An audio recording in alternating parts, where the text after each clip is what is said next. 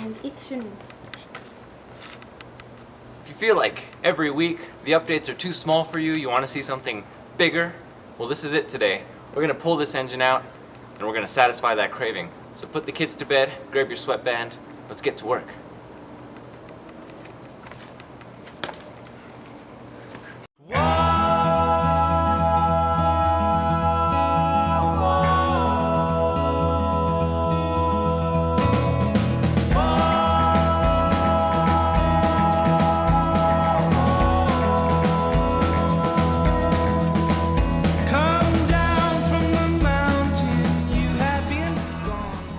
First, I gotta tell you guys that there are two ways of going about removing this engine. The first, taking out the nose piece and the radiator support.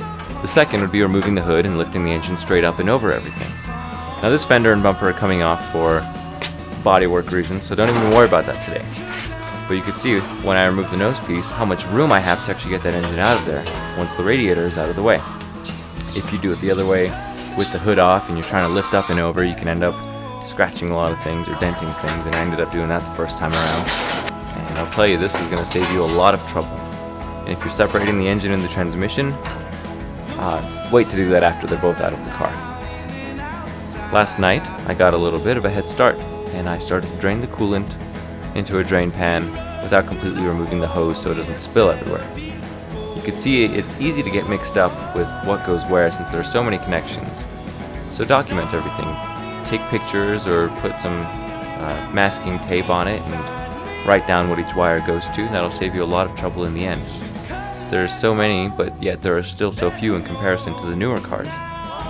For the ignition coil, you can leave most of those wires in place when removing the engine and just disconnect the coil wires. Now I've got a bunch of extra coil wires here that run electronic things that I've upgraded from points to contactless, so I had a couple extra steps, but no biggie, pretty much the same thing. This brown wire that runs into the firewall there is going to be my ignition wire, for example. I'm also going to be removing the brake master cylinder and the clutch master cylinder because I'm going to be painting the engine bay. The heater box can come out if you wish. There's one bolt on the side and one on the other side, and then of course all those screws will separate the two halves once you've removed it out of the car. But today, before we get to that, we're going to remove the throttle linkage. The first thing you're going to want to do is get familiar with what goes where, take pictures, document. This is a basic ball and socket joint. That little swivel clip swivels around and clips in place, and it holds it in place. So to remove that, I usually just put a pick underneath and try to open it up and pull it out, and be careful not to lose those things. Then you're going to want to remove the whole bar from the firewall with that little attachment. And then the next thing I did was remove the exhaust downpipe, and then the radiator came out.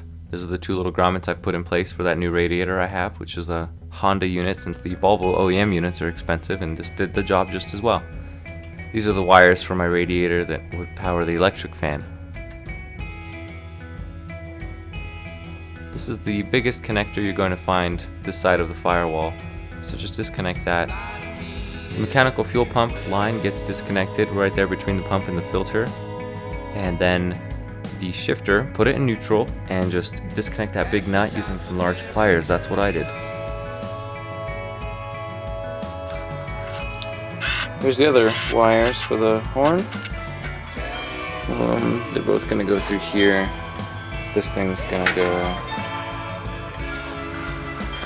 That wire case goes to the other ones that have the pieces. Thanks. My bet is this is the washer, not washer, the turn signal relay.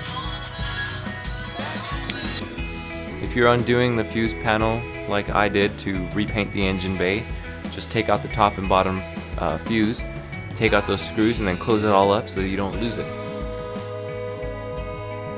The clutch line, pretty simple. Just the whole tube can come out as one unit from where it connects down there. But on the inside of the firewall, you're going to want to disconnect any sort of cotter pin that's been put there. Push out that little pin. It's spring-loaded, don't let it hit you in the face. And do the same thing with the brake and up in the front.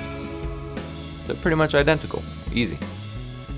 The starter, it's got 4 wires on it, and I'm not really sure what the other 2 are, but I can identify, and I traced out 2 of them. Of course, one's the battery cable and the other one's from the ignition.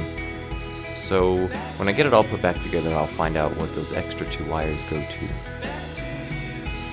Another exciting thing that I haven't put on yet would be the new IPD motor mounts. So what we're going to do is just disconnect those motor mounts, but before we disconnected them, we did a little bit of a shake test just to see how worn out they are, and not bad for their age, but we'll compare them to the IPD ones. The next big step is to take off the intake and exhaust manifolds. This is where you're going to attach your chain to one of the studs, and once they're off, it's like 7 or 8 bolts to take both of those off. Put the chain at an angle so that the motor front will be higher than the rear. There, right here, we have a chain connected to another chain. I didn't have a friend that was available until a few hours later, so I didn't record certain things like disconnecting the drive shaft. So if you have any questions, comment and I'll help you get through it. This is the speedometer cable. It's going to be attached to the back of the transmission, and it's easier to get to it once you've started pulling the transmission out. This time I didn't have to take out the cross member for the transmission, which is great. But this little cable is attached to the firewall, so don't pull the engine out too far before disconnecting it. So with a friend, it's really an arduous process of rinse and repeat, where you're going to pump the engine up a little bit, wiggle it, find that there's something still connected to the car, take that off, raise it up a little bit more, try to clear it out of the way without hitting the transmission tunnel or the firewall or any of the sides. And you can see how much you can actually leave on the car while taking the engine out once you've removed that nose and radiator support. It's going to save you so much trouble versus taking the hood off and getting it higher and higher over the hood. So I still have to take off the rest of the accessories and get the engine ready to be repainted. Also, the engine bay is going to be repainted to match the new color of the car. But you can see, overall, not that much work. If you have any questions, like I said earlier, don't hesitate to comment on this video. I will be more than happy to help you guys through the steps and the things that I didn't document. I could take more pictures or videos if you need to and send them to you. And we'll get your engine taken out in one piece, and you'll feel pretty good and accomplished at the end of it.